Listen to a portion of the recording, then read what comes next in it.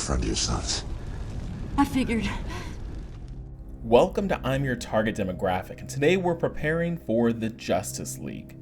We're going to do a brief overview of everything you likely need to know, covering the major events of the DC Comics extended universe that have led up to this point. While DC Comics have existed on the big screen for a while, this continuity began with Man of Steel, the story of Superman. Kal-El was launched from his home planet of Krypton just as the world was about to be destroyed, and he crash-landed as a baby on Earth, where he was then raised by the Kents in a small town in Kansas called Smallville. He grew up and became a reporter at the Daily Planet, in the much larger city known as Metropolis, where he works for Perry White and has fallen in love with another reporter, Lois Lane. She eventually finds out his secret identity. Because of the yellow sun of Earth and his alien DNA, he has some incredible powers, including the ability to fly, he's essentially indestructible, and the ability to shoot laser beams from his eyes, just to name a few. Kal-El, or known on Earth as Clark Kent, wasn't the only Kryptonian to survive. A dangerous man named Zod arrived on Earth and had an intense fight with Superman over the city of Metropolis, causing absolute havoc and destroying large segments of the city. Eventually, Superman was forced to kill Zod, as that was the only route to protect the city. He's also haunted by the death of his adopted father, who he had to let die or otherwise expose his true identity. Now, in this fight throughout Metropolis, we see another perspective from the ground, as we follow billionaire Bruce Wayne.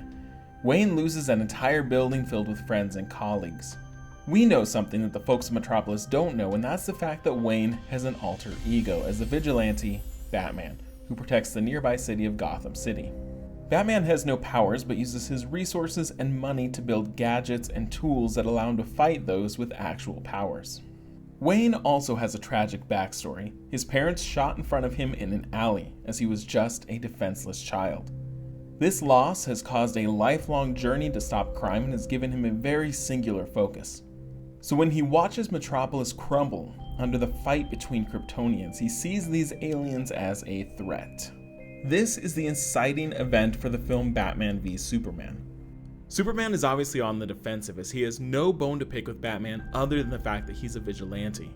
While these two feud, we watch Lex Luthor, who has claimed the body of Zod and experimented using tools found in a crashed Kryptonian ship, which transforms the body into a monstrous beast known as Doomsday, which has all the same capabilities as Superman himself. Superman and Batman realize they're not each other's enemies and instead focus on Doomsday, but they need help.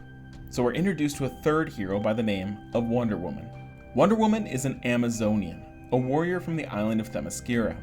They are trained from birth to be incredible athletes and deadly with a variety of weapons. Diana is special though, supposedly brought to life by the god Zeus himself.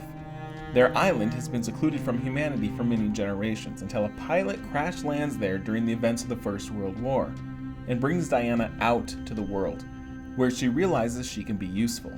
She defeats another Greek god by the name of Ares, though it's unlikely that the god of war is gone forever. The man that she fell in love with, this pilot named Steve Trevor, gave his life during the events of this battle to stop a plane full of explosives from getting to its destination. Diana has a wide skill set as well, able to go punch for punch with beings like Superman. She also has several weapons, including bracelets which allow her to cause massive explosions, and a whip which is indestructible and causes anyone wrapped in it to tell the truth. She also uses a sword and shield often. Diana and Bruce first cross paths when Diana steals important information from Lex Luthor, information that he's found on some quote-unquote metahumans, other people with incredible abilities. We see short snippets of the speedster Flash, the underwater king Aquaman, and a man with a robotic body called Cyborg. Batman even receives a visit from the future from the Flash, who warns him about an impending apocalypse.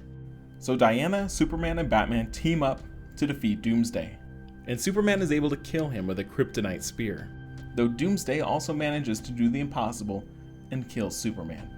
There's a funeral, and the world mourns the loss of Superman, while Lex Luthor is put into prison for what he's done. The last we see of him is him yelling about this coming apocalypse, and that without Superman, there's no one to protect the Earth. At the small, intimate funeral for Clark Kent, Lois Lane is given an engagement ring that Clark had planned to give to her. Batman and Wonder Woman know that they must seek out these other metahumans in order to stop what's coming next. Now, there is another movie that's part of the DC Extended Universe called Suicide Squad, though I'm thinking it's unlikely that anything from that film will appear in Justice League. Unlikely, though not impossible. Thanks for watching our refresher video for Justice League. If you want to learn more about the Justice League and more about their comic books and where they came from, check out that video. If you want to learn more about Batman and his history and some notable achievements, accomplishments, check out that video. And thanks for watching. Is she with you? I thought she was with you.